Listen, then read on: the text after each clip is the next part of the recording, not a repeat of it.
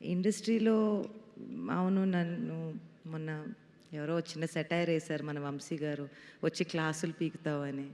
ఎందుకు మీరు ఇండస్ట్రీ గురించి చేస్తారు అని అన్న మాటకి వాసు గారు, నాకు ఇండస్ట్రీలోంచే అంతా వచ్చింది. దాని నుంచే అంతా వచ్చింది. Cinema industry has given us everything, given me everything I know. నేను ఈరోజు ఒక మనిషిగా ఇక్కడ నిలబడి ఇంతమంది మంచి మాటలు నా గురించి వింటున్నానంటే it's only because of cinema. చెప్పటానికి ఏం మాటలు లేవండి. థ్యాంక్ యూలు అయితే అందరు చెప్పేసుకున్నారు. 2 సంవత్సరాలు తిట్టి తిట్టి తిట్టి అందరి చేత సినిమా తీసుకుని ఒక స్టేజ్ ఎక్కి థ్యాంక్ యూ అని చెప్తే బాగోదేమో. సో ఇండస్ట్రీలో అవును. నన్ను మొన్న ఎవరో చిన్న సెటైర్ వేశారు మన వంశీ గారు. వచ్చి క్లాసులు పీకుతావని. కరెక్టే, ఒకసారికి తెలిసి వచ్చింది. ఇప్పుడు ఒక సినిమా తీయటం అంటే దాంట్లో ఎంత ప్రాణం పెట్టినా కూడా, మనం ఎంత కష్టంతో సినిమా తీసినా, ఎంత ప్రాణం పెట్టినా, దాని చుట్టూ ఒక సినిమా చుట్టూ ఉన్న యూనివర్స్ అనేది మనం కంట్రోల్ చేయలేం.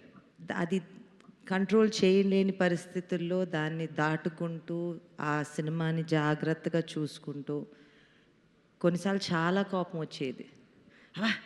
ఎందుకు ఎందుకు ఎందుకు అని పిచ్చి తిట్లు తిట్టేసి, అందరినీ తిట్టేసి, ఒక కప్పట్ట పడేసి, ఒక మైకిట్టు పడేసి అటు వెళ్ళిపోయి, దాని తర్వాత ఎందుకో ఒక పాట చరణం వచ్చేది ఫోన్లో, లేకపోతే ఒక ఎడిటింగ్ రూమ్లోకి వెళ్ళినప్పుడు వీళ్ళు ఎడిట్ చేసినప్పుడు మృణాల్ క్లోజప్ వచ్చేది.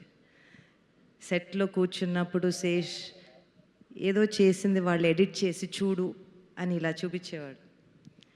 అవి చూసినప్పుడు that was the energy and that was the fuel to keep going. I think ఇది సినిమా అంటే ఇప్పుడు మనం బిజినెస్ అని ఎన్నో ఎన్నో మాటలు అనుకుంటాం, కానీ నాకు తెలిసింది సినిమాయే.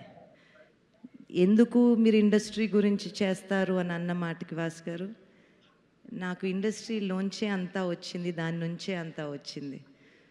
ఇక్కడే పెరిగాము, ఇక్కడే ఉన్నాము. ఏదన్నా ఇక్కడ దాటుకుంటూ వెళ్తే ఇక్కడ ఏదన్నా వదిలి వెళ్ళాలి అనే చిన్న కోరిక తప్పనిచ్చి ఇంకేం లేదు. Cinema industry has given us everything, given me everything I know. నేను ఈరోజు ఒక మనిషిగా ఇక్కడ నిలబడి ఇంతమంది మంచి మాటలు నా గురించి వింటున్నానంటే it's only because of cinema. So that being said, Dacoit అనేదండి, నాకైతే కథ చెప్పినప్పుడు, కథ వింటూ ఉన్నప్పుడు దట్ ప్రాసెస్ పక్కన పెట్టేసి ఇట్స్ ఫ్రమ్ ద హార్ట్. ఒక ప్రేమ కథలో ఇప్పుడు మనం కొన్నేళ్ల క్రితం 7 జన్మల ప్రేమ అని అనుకునేవాళ్ళం.